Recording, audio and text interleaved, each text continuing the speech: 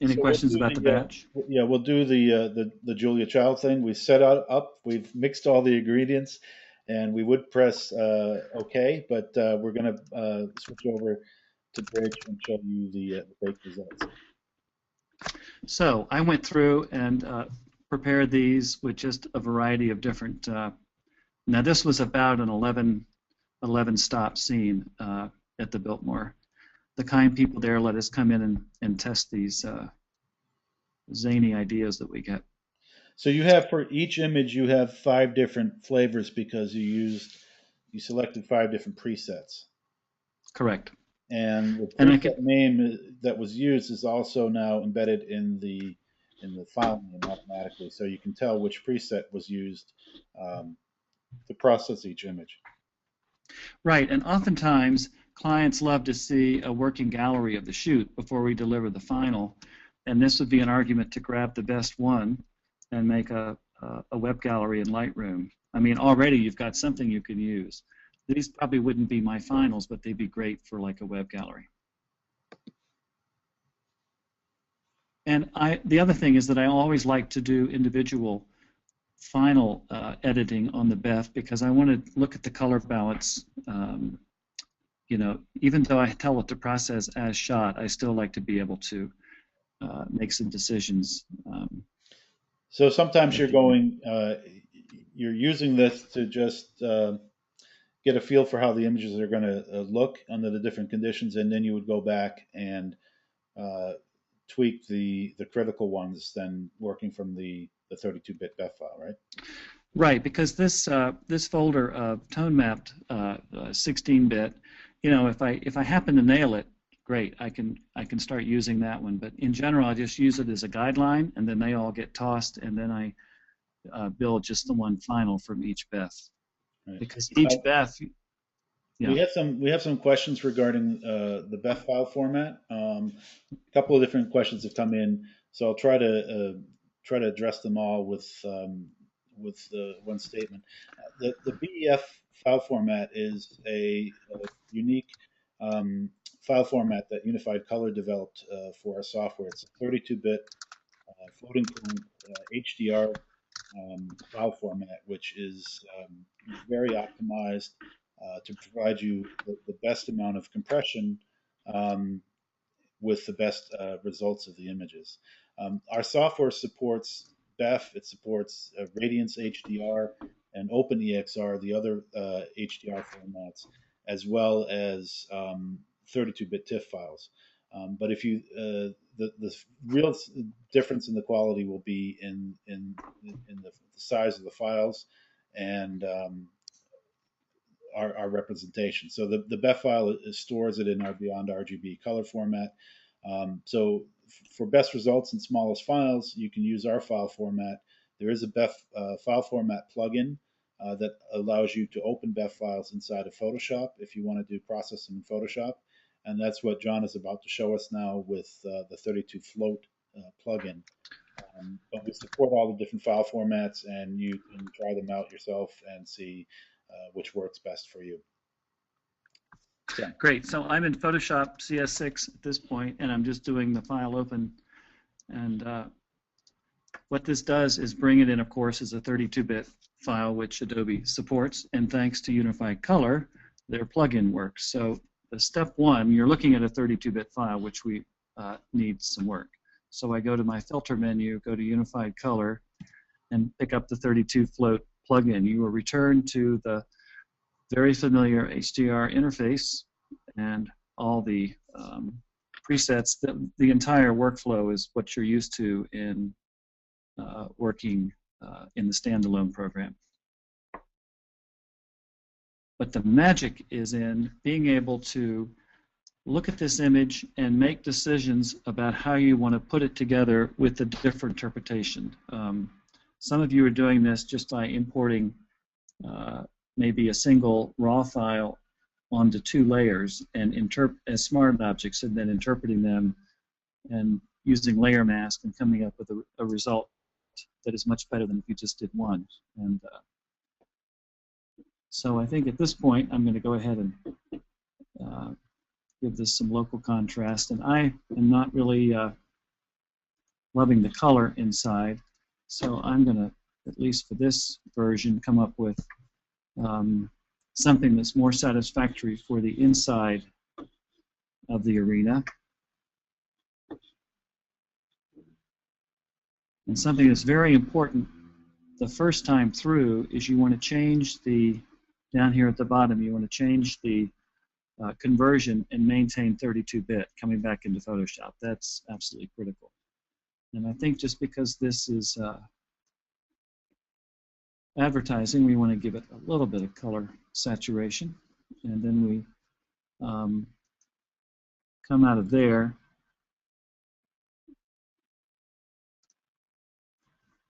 and return to Photoshop. Amazingly, as a 32-bit file, it hasn't converted it, but you're seeing the results of that tone mapping on that layer. I'm going to go back into 32-bit float. And it was a nice night, but it was not one of those remarkable award-winning skies. So I'm going to try to help it along, because the whole idea is we're going to. John, let's clarify this again so that everybody's clear what you're doing. You opened a 32-bit image inside of Photoshop, and then you did one pass on this to process it through 32 float. You returned this as a 32-bit image, and now you went back to the original and you launched 32 float again to process the different part of the image a different way. And now you're going to return these as layers and then use layer masks to blend the different results together. So you're able to fine-tune the 32-bit processing for each segment of the image that way. Correct. And I think what I'm going to do is reset my display zone here. And I think that I don't need quite that much highlight recovery. It looks like I'm kind of off to the right there, so I think I'm going to get a little more snap backing off the highlight slider a bit. And then I'm going to really change the overall color and get something else happening in that sky.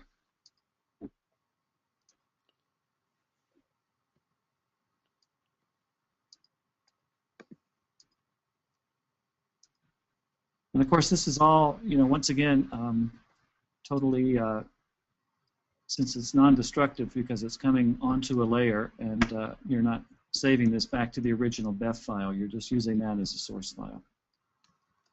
Now this is important because at this point, on your return trip with the second conversion, you've got to go to 16-bit.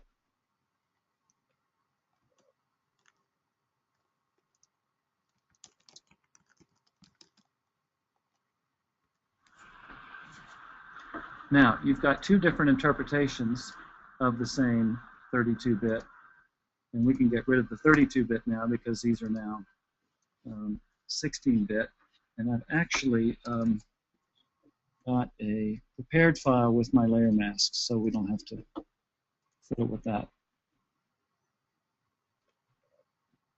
And usually this is like the starting point. This is something that I added at the end just to pull that foreground down a little bit. And this is how I created the layer mask on the second layer, just because I found that the blue in this part of the image that was there because of the sky, but was enhanced with my saturation controls, this sort of feathers it back to the color of the sky. I think is more interesting. So it's all interpretive, but I was able to use the 32-bit float to expand the dynamic range of this, and then ultimately to create a very different looking picture from the original.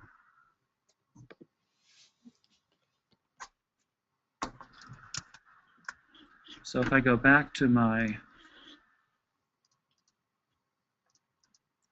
you can see what I had, which is sort of, that's why I don't consider these often finished results, but just real guidelines. So this was the part of the process of the batch process. These are the results of the batch process. Mm-hmm. And, probably great for a web gallery and great as a starting point, but I think that in the end, this is kind of what I think they wanted.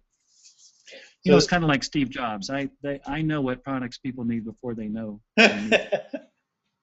well, I suspect there are also sometimes art directors that are giving you guidance on things too. Absolutely, yeah. So, John, what we showed was basically two different workflows with two different products. The first one was HDR Expose 2, and then the second product was 32 Float version 2 inside of Photoshop. Um, Right. and now, I usually get a lot of questions. Well, which product should I use?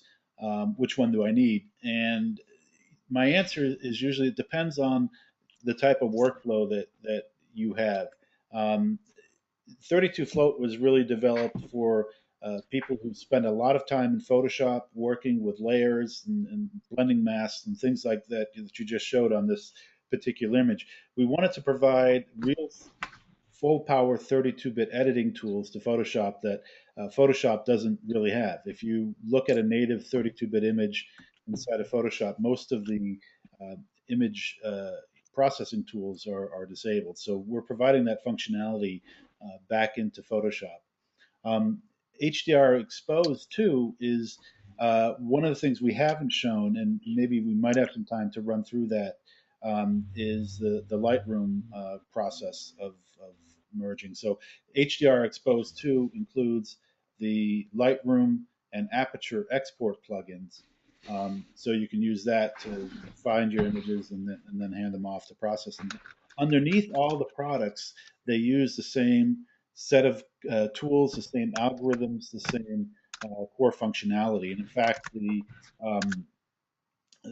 even share the presets if you're on the same system. So depending on whether you are more focused in sort of a Lightroom or in a standalone application type of workflow, or if you're spending a lot of time on your images in Photoshop, that really is what makes the difference, I think. When you're looking at some of these images, obviously you have a lot of images that you're able to process just in one pass, um, without having to do these multiple layers and things in Lightroom. But where do you see the difference, and when do you reach for 32 float versus HDR expose? Well, I think well, first of all, I always go HDR expose batch at the front end. That's just simply what I've standardized on. But if I'm getting into any kind of, I typically go to HDR expose and work on the individual BEF files. Um, but if I know that I'm not getting quite the control in some area, usually it's an art director saying they want a different sky or something, and I know I'm going to be in Photoshop anyway, I'll go to the plugin. Okay.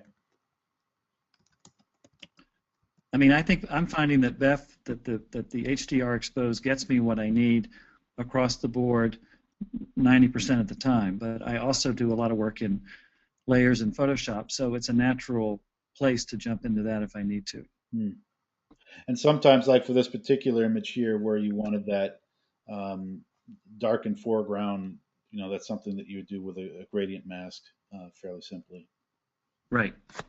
Simple stuff. I mean, I've got some complex ones, but this was a quick, easy way to show off the demo. But and the beauty of this as well is that if you if an art director said, "No, I don't really like that," you can always you've got the ability to backstep, or turn it down, or it's on layers. You can dial the opacity down. Now, this is not a Photoshop demo, but it's just one of the reasons that your plugin is so useful, though. Mm-hmm.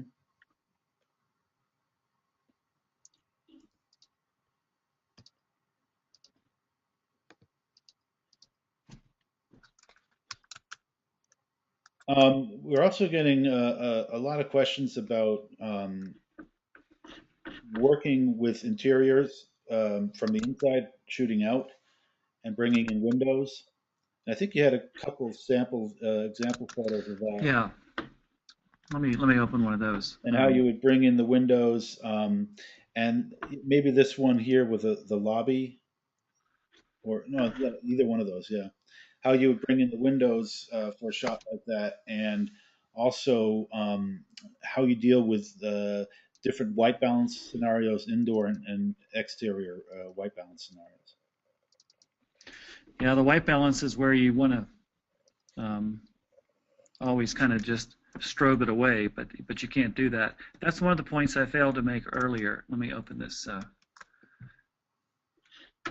One of the points earlier was that the interiors have been getting so much more detailed with lighting. Interior designers are getting work because they have these really beautiful and complicated and high dollar lighting designs, and so the goal has always been to showcase that. And HDR, I don't think there's anything on the planet that does a better job of that. I did have an unfortunate situation where I was shooting years before I met the Unified Color people, and I was on a job regionally, and it was very late in the construction process. Construction workers are everywhere, and the client still wanted interior shots. And I thought the idea of dragging strobe lights everywhere with cords was a bad idea, and I made the decision to shoot that as an HDR. And I won't tell you which product I used, but I can just tell you that the client, the owner of the design firm, and we've worked with them since, but she called to find out what I had done, and I thought, oh goody, and then she said, don't ever do that again. So the color was so far off, and in spite of, and I spent a lot of time in Photoshop trying to bring it back, and this is one of the things about this software is the amazing color fidelity, which is going to be absolutely critical. And so it gets tricky with mixed lighting. But the architecture, I'm sorry, the architects don't care for the grunge look? Is that what you're saying? This one didn't. She basically said, if we ever want to work together again, you'll never do that to me again. So, yeah, she let me know very quickly that that was not going to make it. So anyway, critical color is important. I use the Exposo disc, and sometimes, though, I will use the 32-bit plugin and use one color for outside and one for in and try to blend those. That's one technique that I've had good luck with, because when you've got mixed light, it is mixed light. You can kind of go down the middle and try to find an average, or you can say, look, I'm going to go for the predominant source of light, which is the smart thing to do, and then do the other as a second layer.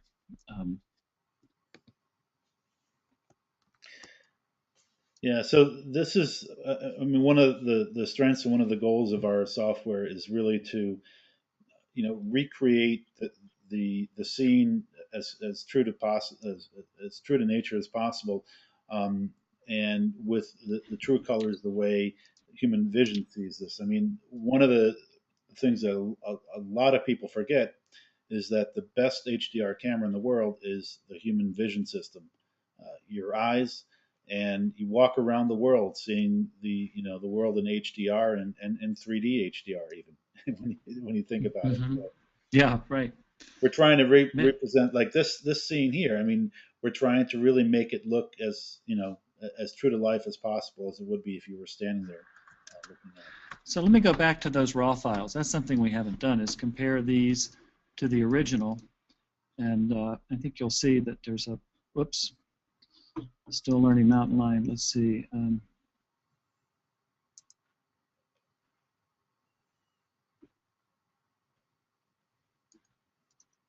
So I don't know how well these. I'll go full screen. I don't know how well these are coming out, but there is the dark bracket.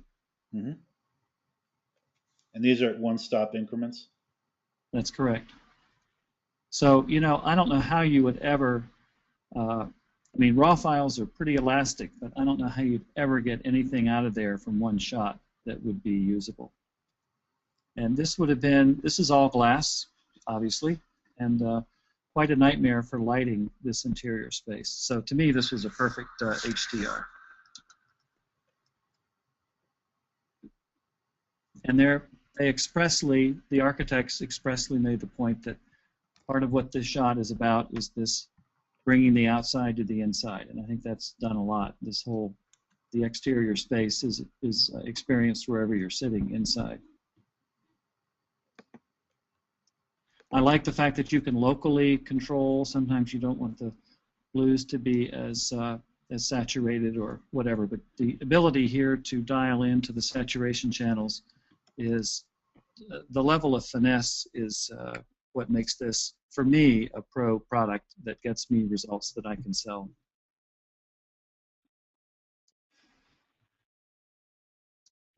So I don't know if that answered the question about interiors, but there were sort of two questions in there. The color balance issue is one, and I think in this case I did bracket at least 8 stops, and I probably would bracket 10 stops if it was even in this kind of contrast situation, because it's data that is there if you need it, and then you're glad you have it.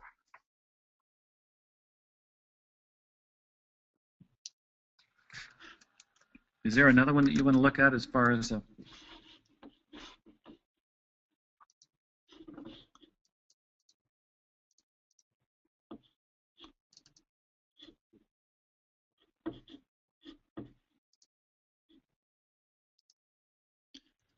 yeah, I think I might look at that one in a minute. Do we have time for another file here, John?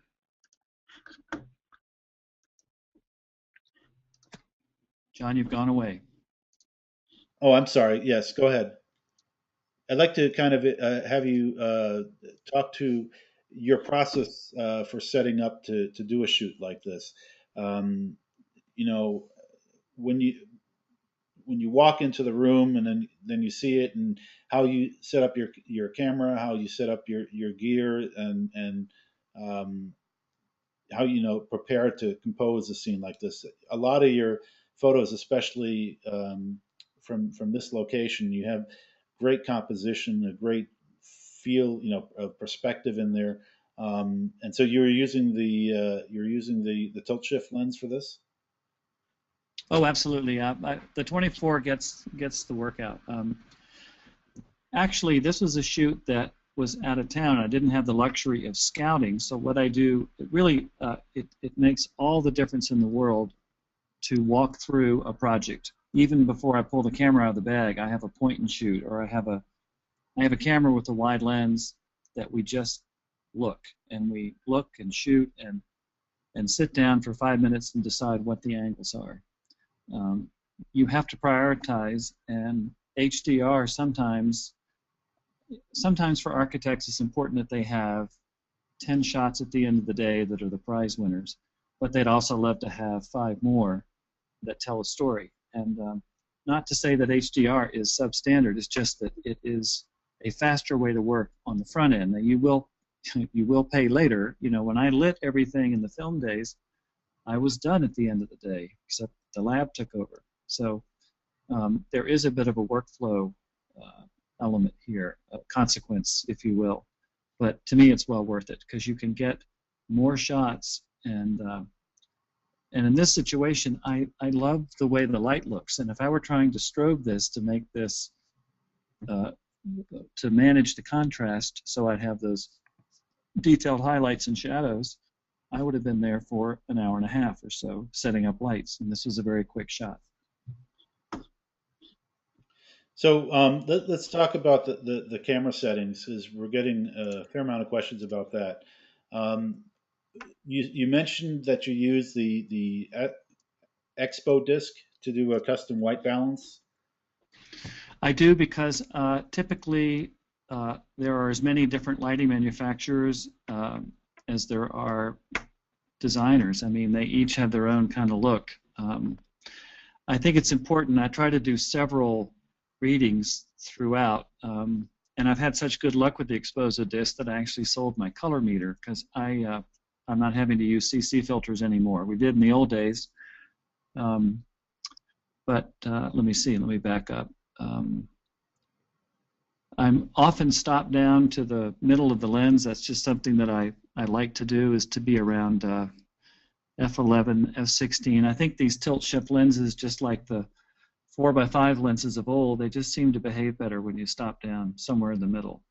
I've gotten great results more open than that, but so that's another beauty of HDR, is that as long as there's nothing moving in there, And with the promote, it does the exposure so quickly that you don't really have the sun, for example, moving out of position and out of register.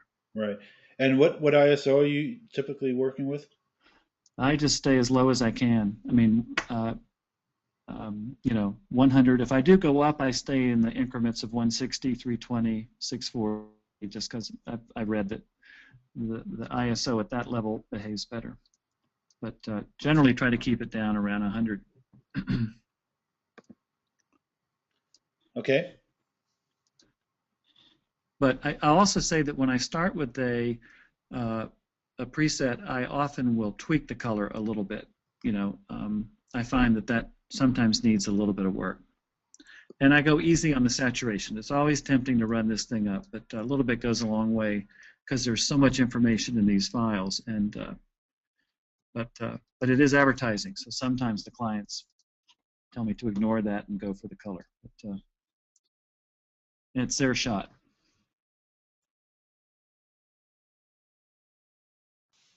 So they get what they want, right? In theory, yeah. And I think the fact that you can, at the end of the day, when we're shooting for them, they know they might get some panoramas. They're trying to show their space. They're trying to show their lighting. And I see if you can come up with the tools to do that, you will get the next project. That's what we've discovered. That's great. I know we don't have time to talk about or to demonstrate panorama photography today. We actually did hold a separate webinar on this that's accessible from our website on specifically on panorama photography. But we do have a couple questions that when you do panos, are you stitching the individual exposures together first and then doing HDR, or are you doing HDR from the individual elements first and then stitching the tone mapped image together? Yeah, I think that I've had better luck doing the HDRs first and then stitching those. Again, there's another question about the 5D Mark III, specifically about how you get more than 5 bracketed images. Again, you're not using the auto bracket feature in the 5D. You're right. using the ProMote remote device. That's correct. ProMote Systems. And actually, I've just become aware that ProMote has a firmware update or maybe a new model that will actually bracket the focus if you're doing focus stacking. In those situations, and I had it come up last year where I had a telephoto shot interior, and between the lighting and the ISO, I could not get sharpness all the way through, and I did a focus stack. I didn't have the ProMote focus stack ability, but that apparently is built in now, so it does the math for you and focuses the camera at preset points. Anyway, that's a pretty neat feature. I had another question about how you determine proper exposure for these scenes, how you decide what your opening and closing images are going to be from your bracket. Yeah, I like to go. I like to sort of look at what the meter is telling me for the mid, what a proper exposure, an average exposure, not That's proper, but average. Camera light meter, right? Camera light meter. And then, although I have a handheld light meter, I will check it against that. And then I go, 5 stops away from that or 4 stops away and take a shot and look at the histogram and do another shot and look at the histogram. And I'll throw those away in the camera, but I just want to get my endpoints figured out and then have promote go to the middle. So I want to make sure that at both ends I don't have clipping in either highlight or shadow. Does that answer that? So you're essentially going in with the default meter reading that you get from the camera, and then you're going at 8 brackets or whatever, and then just going back to check your histogram that you've captured the highlights and the shadow detail that you need. Right, and I've had situations where I thought I was right and went back and checked, because it really doesn't take very long to get another set of exposures, and you sure will love yourself later if you've gotten a range you can use. If you get it right when you're on location. Yeah, and I just delete them in camera. Even though I do a lot of tethered shooting, I tether wirelessly, and I just have the JPEG file sent over. So what's on the card in the camera is my raw database. So I'll delete it there, a set of them, if I'm not happy, and just redo it. But I want to make sure that I've got no clipping at both ends. That's my. So sometimes I'll be at 11 stops, and sometimes less. But Okay, well, John, we've come to basically the end of our time slot here. Why don't you throw up the graphic with your information? Um, there are people that are writing me questions. Again, I tried to get as many as I could during the webinar, and I'll collate them and we'll try to mail them out to everybody that registered, as well as sure. links to the video. We've recorded this and we'll be posting it on our YouTube channel. It usually takes me a couple of days to get it processed and posted. So it'll be up there and you'll get the links to that and some answers to some of these extra questions that have come in. I also, People, John, you also mentioned that you were teaching workshops, and maybe you want to provide some information on how folks can contact you if they're interested in attending one of your hands-on workshops and going into a little bit more detail on some of these issues. great. Yes, I'll be out in Missoula at the Rocky Mountain School first week in September with a very brave class. First time I've done this sort of extended teaching. And that'll be concentrating on architectural photography and from soup to nuts and the business plan and Oh, the business. yes. Always about the money issues, right? Oh, we got to afford our toys. That's the bottom line here. Yeah. So do you have your website links that you can put up there? Okay, Is that coming through? that is. Good. Oh, So, the focal wear. This is time for a little shameless commerce. I've always been a technology guy, and in the 80s, I flew around the country for a client and would have a day to shoot exteriors and interiors, and could never get the sun to behave. I thought it needed to be on this building, and it was never there, and I got frustrated waiting for the sun to be where it needed to be. So in the 80s, I wrote a program that predicted sun and moon position globally, and it's been since ported to the iPhone, and it's FocalWare, and you can check it out at that website. I also wrote programs in the 80s that would do reciprocity prediction for films for 4x5 long exposure. If you had a 1 second metered, it might take 20 seconds, and I had all that in the little handheld computer. So technology, this ever-changing beast, has always been something I've been very fortunate to use. it's great.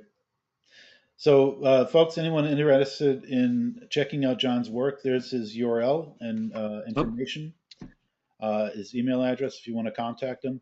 Like I said, I'm going to collect a lot of these questions and try to pull them all together and have John answer them, and then we'll email them out with the links to the recording that we have. So we'll try to get the information shared as effectively as possible.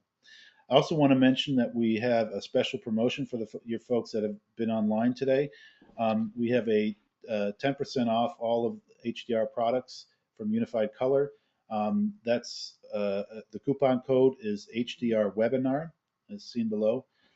It will be valid until Monday, August 27th, so 10% off. We also have 30-day free trial versions of all of our software on our website. So you can download the full product and work with it without restrictions, without watermarks or anything for 30 days to try it out on your own images and see how it fits in your own workflow. I've also published a series of extensive tutorials that are also available on our website, unifiedcolor.com. So with that, I want to thank everybody for joining us today. And John, especially thanks go out to you for helping us put on this great webinar.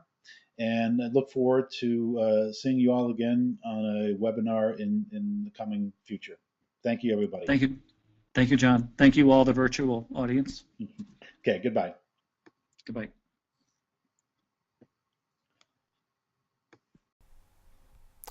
Thanks for watching. Please check out our other tutorials for more information on using the software and optimal workflow techniques.